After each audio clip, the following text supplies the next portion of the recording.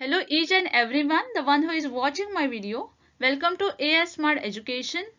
Hope तुम्ही सगळे चांगले असाल आणि तुमचं प्रिपरेशन पण खूप चांगलं चाललं असेल. ओके, आजचा जो लेक्चर आहे त्यामध्ये आपण MS सेट 2023 जे की 26 मार्चला होणार आहे. म्हणजे आपल्याजवळ आजपासून बघितलं तर एक्झॅक्टली 2 मंथ राहिले आहेत, कारण आज पण 26च आहे, राईट. आज 26 जानेवारी आहे, म्हणजे एक्झॅक्टली 2 मंथ आहे. 2 मंथ नंतर आपली जी आहे ती एक्झाम आहे, करेक्ट. सो आजचा जो लेक्चर आहे त्यामध्ये आपण PYQ बघणार आहोत, ज्यामध्ये आपण पीपल डेव्हलपमेंट अँड एन्व्हायरमेंट हा जो युनिट आहे त्याच्यावर PYQ बघणार आहोत, जे की 2018च्या क्वेश्चन पेपरमध्ये विचारण्यात आले होते. तर 2018च्या क्वेश्चन पेपरमध्ये आपल्याला 5 क्वेश्चन्स बघायला भेटले होते, ज्यामध्ये की जे 5 क्वेश्चन आहे त्यांना प्रत्येकी 2 मार्क्स आहेत. म्हणजे या जो युनिट आहे पर्टिक्युलर त्यामधून आपल्याला 10 मार्क्स जे आहेत ते इथे भेटणार होते. ओके, आजचे जे MCQ आहेत त्याचं आपण कंप्लीट एक्सप्लेनेशन सोबत जे आहेत ते डिस्कस करणार आहोत.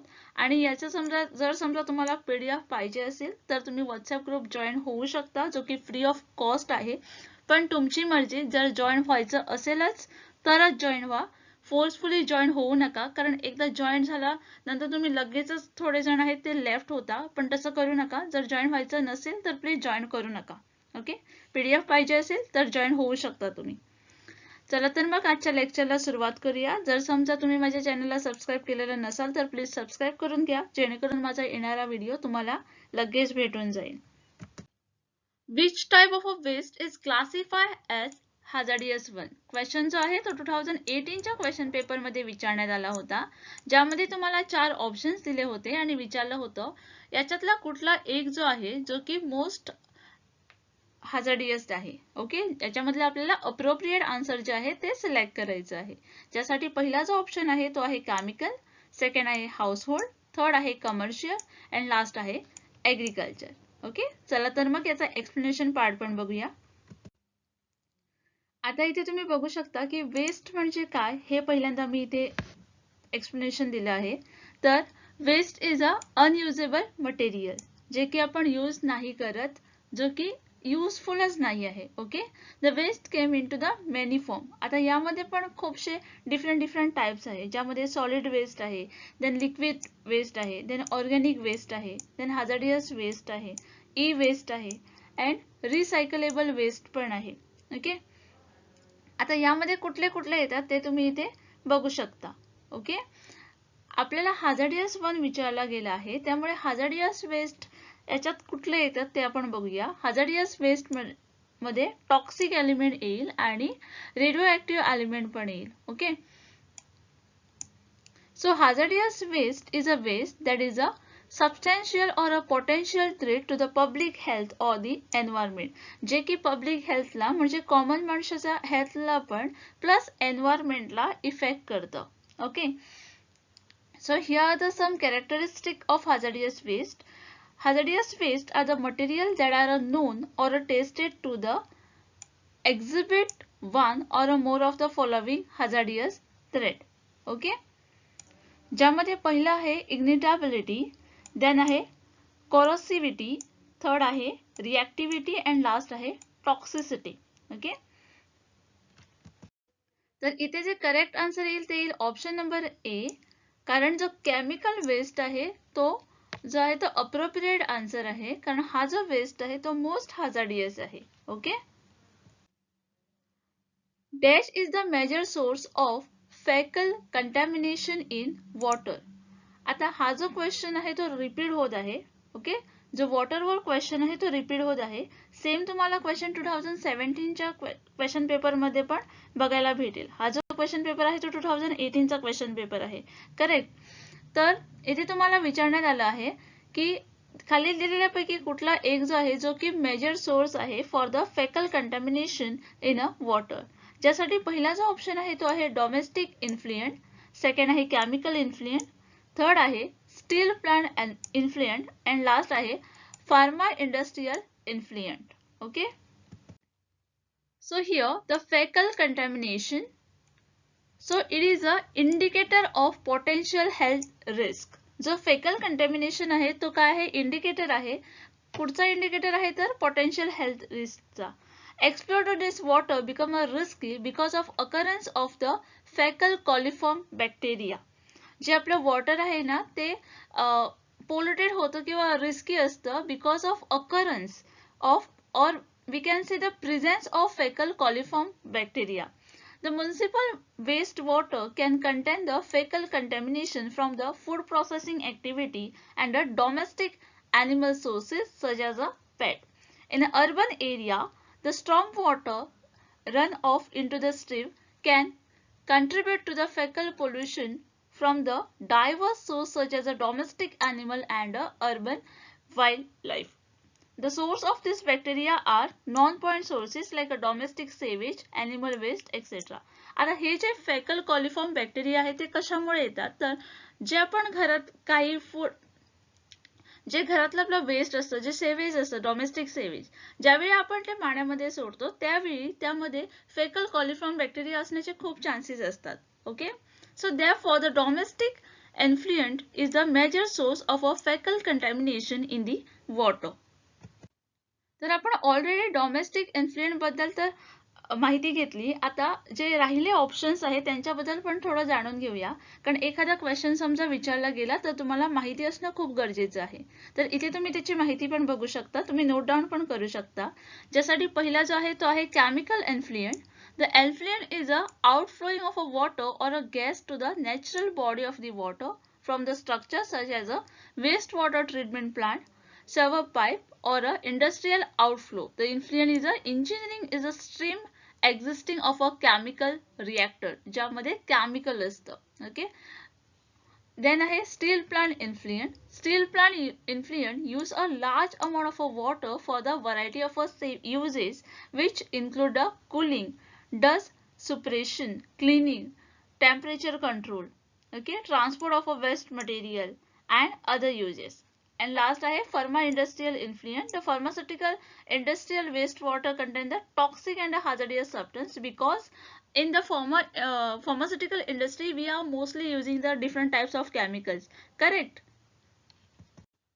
So इथे जे correct answer येईल ते येईल option number A. Domestic effluent is a major source of a fecal contamination in the water. Dash is mainly responsible for depletion of ozone in the stratosphere. आता जो ozone हा जो सब topic आहे ना या युनिट मध्ये तो खूपच इम्पॉर्टंट आहे. खूप म्हणजे खूपच, कारण याच्यावर आपल्याला एखादा प्रश्न भेटणार म्हणजे भेटणारच, कारण हा जो टॉपिक आहे ना तो रिपीट होत आहे जर तुम्ही जे प्रिव्हियस इयर क्वेश्चन्स पेपर बघितले तर. ओके, हा जो क्वेश्चन आहे तो 2018 च्या क्वेश्चन पेपर मध्ये विचारण्यात आला होता, ज्यामध्ये तुम्हाला विचारलं होतं खालील दिलेल्यापैकी कुठला एक जो आहे जो की रिस्पॉन्सिबल आहे for the depletion of the ozone in the stratosphere. ज्यासाठी पहिला जो ऑप्शन इथे आहे तो आहे क्लोरोफ्लोरोकार्बन, सेकंड आहे क्लोरीन, थर्ड आहे सल्फर डायऑक्साइड अँड लास्ट आहे कार्बन डायऑक्साइड. तर हे बघा, earth ozone layer protect all life from the sun harmful radiation. जो अर्थ ओझोन लेयर आहे ना तो काय करतो, प्रोटेक्ट करतो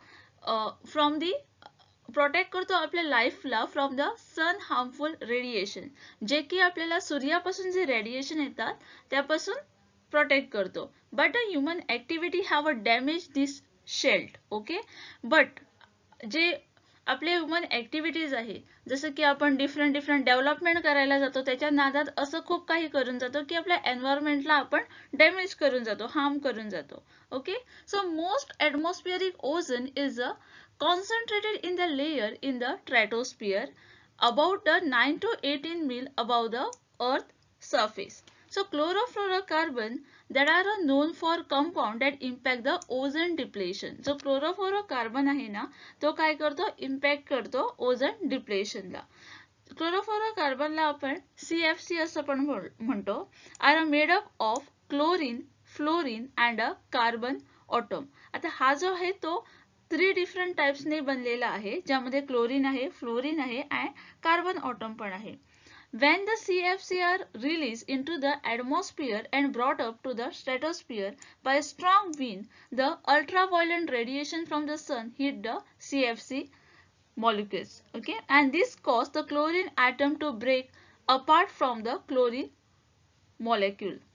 And when the chlorine atom break apart, travel the freely around the atmosphere trying to find the partner to bond up with. Okay. The chlorine atom has likely depleted and destroyed the thousands of oxygen atom. Information जी आहे ती तुम्ही read करू शकता, note down पण करू शकता. आणि ही जी इन्फॉर्मेशन आहे ती तुम्हाला PDF थ्रू पण भेटेल जर तुम्ही व्हॉट्सअप ग्रुपला जॉईन झालेला असाल तर. ओके, जे की फ्री ऑफ कॉस्ट आहे, तुम्ही कधीही जॉईन होऊ शकता, पण तुमची मर्जी आहे. जॉईन व्हायचं असेल, PDF पाहिजे असेल तरच जॉईन व्हा, अदरवाईज जॉईन होऊ नका. ओके. सो इथे जे करेक्ट आन्सर येईल ते येईल option number A. Chlorofluorocarbon is mainly responsible for depletion of ozone in the stratosphere. A major initiative undertaken for a water conservation, namely Jalayukta Shivar, is. Okay, question जो आहे तो 2018च्या question paper मध्ये विचारण्यात आला होता, ज्यामध्ये तुम्हाला विचारण्यात आलं होतं मेजर इनिशिएटिव्ह बद्दल, जे की रिलेटेड आहे वॉटर कन्झर्वेशनला आणि ज्याचं नाव आहे जलयुक्त शिवार. ओके, ज्यासाठी पहिला जो ऑप्शन आहे तो आहे महाराष्ट्र, सेकंड आहे ओरिसा, थर्ड आहे बेंगाल अँड लास्ट आहे राजस्थान. आता या कुठल्या स्टेट मध्ये हा आहे हे तुम्हाला सांगायचं आहे. तर हे बघा, Maharashtra government has launch the project जलयुक्त शिवार अभियान. म्हणजे जो महाराष्ट्र गव्हर्नमेंट आहे त्यांनी हा जो प्रोजेक्ट आहे तो लॉन्च केला आहे, ज्या की प्रोजेक्टचं नाव आहे Jalyukt Shivar Abhiyan. In the bid to make the Maharashtra to drought free state by 2019. असं का केलं महाराष्ट्र गव्हर्नमेंटने, तर पावसामुळे किंवा शेतकरी जे आहे ते सफर होत आहेत, राईट, खूपशे प्रॉब्लेम येत आहेत पाण्यामुळे. सो त्यामुळे हा जो अभियान आहे, त्यामुळे हा जो प्रोजेक्ट आहे तो लॉन्च केला आहे. आणि कधी लॉन्च केला आहे तर 2019 मध्ये हा लॉन्च केला आहे. ओके, सो जलयुक्त शिवार launch in December 2014 after the Maharashtra experience the consecutive drought. The water aim at rolling out the measure that would potentially mitigate the water scarcity in the most drought prone villages in a systematic manner. Launch आहे तो 2014 ला झाला होता, but जसं की तुम्हाला मी पहिलं sentence म्हटलं की लॉन्च 2019 मध्ये झाला, कुठेतरी मी बोलण्यात चुकले, कारण 2014 मध्ये लॉन्च झाले आहे. ओके, सो पण महाराष्ट्र गव्हर्नमेंटचं मिशन काय आहे, ड्रॉट फ्री स्टेट करण्यासाठी बाय 2019 मध्ये. ओके, जे सगळे काही इश्यू आहेत ते घालवण्यासाठी बाय 2019 हे जे इश्यू आहेत ते घालवण्यासाठी. ओके, पण लॉन्च झाला 2014 मध्ये, प्लीज हे लक्षात ठेवा जरा. Nearly 52% of this state geographical area is prone to be a drought, either naturally or due to the poor rainfall. Okay, ज्यामध्ये पाण्याची कमतरता आहे, त्यामुळे जे आहे ते 52% जे स्टेट जिओग्राफिकल एरिया जे आहे त्यामध्ये ड्राउट आहे, because of the naturally or maybe because of the poor rainfall. ही जी दोन कारण आहे ते त्यांनी दिलेली आहे. This include the Marathwada and adjoining area of Madhya Maharashtra and a large part of the Vidarbha. Okay, यामध्ये कुठली जी एरिया आहे ती इन्क्लूड केलेली आहे, ती पण मी इथे तुम्हाला दिली आहे. ओके, बाकीची जी इन्फॉर्मेशन आहे ती इथे तुम्ही रीड करू शकता आणि नोट डाऊन पण करू शकता. ओके, सो इथे जे करेक्ट आन्सर येईल ते येईल option number A, that is Maharashtra. Which of the following resources is renewable? याच्यातली कुठली जी रिसोर्सेस आहे ती रिन्युएबल आहे. क्वेश्चन जो आहे तो 2018च्या क्वेश्चन पेपर मध्ये विचारण्यात आला होता, ज्यासाठी पहिला जो ऑप्शन आहे तो आहे कॉइल, सेकंड आहे पेट्रोलियम, थर्ड आहे नॅचरल गॅस अँड लास्ट आहे forest. Resources are not they become, right. हे जे सेंटेन्स आहे ते कुणी म्हटलं आहे, असं कुणी म्हटलं आहे तर professor E.W. Zimmermann, 1993. Okay, so resources is a source that help to produce a thing that have some utility and functionality to the human being. The man convert the neutral stuff to the resources using their knowledge and skill. So natural stuff, the material only has its existence but not a utility and a functionality. Sometimes they are considered as a harmful. The classification of the resources based on the availability of a resources that can be classified into, जे resources आहे ते दोन प्रकारे classify झाले आहेत. आता कुठल्या ह्याच्यात ते क्लासिफाय झाले आहेत ते बघूया. तर हे बघा, renewable resources and non renewable resources. आता रिन्युएबल रिसोर्सेस म्हणजे काय, तर the depleted portion of a renewable resources by our uses and a consumption can be a replenish.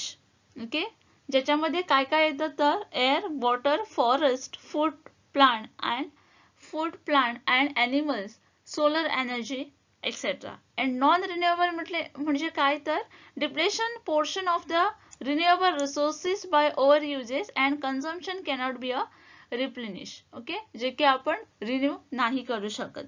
ज्यामध्ये काय येईल तर coal, petroleum, natural gas, nuclear energy. Okay, हे जे आहे ते नॉन रिन्युएबल मध्ये येईल. आपल्याला इथे रिन्युएबल रिसोर्स विचारली गेली आहे आणि नॉन रिन्युएबल नाही विचारली आहे, राईट. त्यामुळे जे करेक्ट आन्सर येईल ते येईल option number D, forest is the renewable resource. Social economic impact due to construction of multipurpose dam in river valley is mainly concern for. Question जो आहे तो 2018च्या क्वेश्चन पेपर मध्ये विचारण्यात आला होता, ज्यामध्ये तुम्हाला काही ऑप्शन्स दिले होते आणि विचारलं होतं सोशल इकॉनॉमिक इम्पॅक्ट विचारला होता due to the construction of multipurpose dam in a river valleys. Okay, ज्यासाठी पहिला जो ऑप्शन आहे तो आहे फॉरेस्ट लॉस, सेकंड आहे वॉटर क्वालिटी, थर्ड आहे सिस्मिसिटी अँड लास्ट आहे प्रोजेक्ट अफेक्टेड पीपल. तर हे बघा, इथे तुम्ही एक्सप्लेनेशन बघू शकता. Multipurpose river valley projects are basically designed for development of irrigation for the agriculture and electricity. आता हा जो मल्टीपर्पज जो डॅम आहे तो का केला जातो, याचं मेनली जे आहे ते रिझन काय आहे तर for the development of the irrigation for the agriculture and electricity, right, through the construction of the dam. Initially, the dam were built only for storing the rainwater to prevent the floating, but now it become the multi-purpose. ज्याचा आपण different टाइप्सला use करू शकतो. पण पहिल्यांदा जे initially जे dams बांधत होते ना ते कशासाठी बांधत होते, so that we can store the rain water. Okay, जे काही पावसाचं पाणी येईल ते आपण स्टोअर करू शकतो इझिली, यासाठी जो डॅम आहे ते बांधत होते. This is basically constructed for the number of a purpose, that is irrigation, water supply, hydropower generation, flood control, etc. Okay. आता जर मल्टीपर्पज बद्दल बोलायला गेलो तर त्यामध्ये काय काय येईल ते इथे मी तुम्हाला दिले आहे, ज्यामध्ये इरिगेशन येईल, वॉटर सप्लाय येईल, हायड्रो पॉवर जनरेशन येईल, फ्लड कंट्रोल येईल. Okay, a multipurpose dam has a two major impact. आता हे दोन इम्पॅक्ट आहे जे कसले आहेत तर ते बघूया.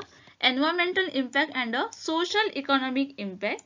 So, under the environmental impact, the forest lost, water quality issues, seismicity, flood and drought, etc. are the environmental impact due to the construction of a multipurpose dam. आता जे एन्व्हायरमेंटला कशा प्रकारे हा जो डॅम आहे तो इफेक्ट करेल हे मी तुम्हाला पहिल्यांदा प्रोव्हाइड केलं आहे. The floating of the surrounding habitat around a dam kills the tree and other plant life that are decomposes and release a large amount of carbon into the atmosphere. ज्यावेळी आपण एखादा dam बांधतो त्यावेळी आपल्याला most of the जे plant आहे त्या एरियामध्ये त्याला कट करावं लागतं, करेक्ट. सो त्यांना पहिल्यांदा मारावं लागतं. and because the river is no longer flowing freely, the water become straightened and the bottom of the rivers become depleted to the oxygen.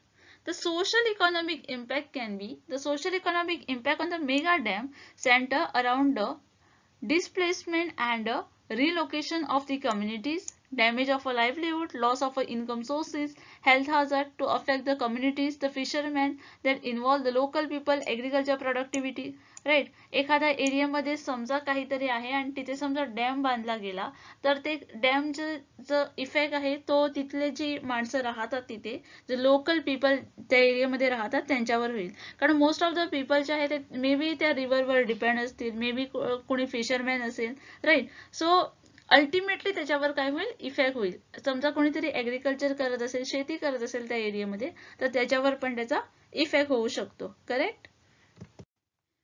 जे ऑप्शन्स आहेत ते इफेक्टच आहे किंवा इम्पॅक्टच आहे, पण हे जे 3 आहेत ना ते एन्व्हायरमेंटल इम्पॅक्ट आहे. इथे आपल्याला सोशल इकॉनॉमिक इम्पॅक्ट विचारला गेला आहे. त्यामुळे जे करेक्ट आन्सर येईल ते येईल option number D, that is a project affected people. Okay. Hope you have understood all the things. If you have any doubt regarding any question, please write in the comment box so that I will try my best to answer your question. Okay. Till then, keep watching, keep learning.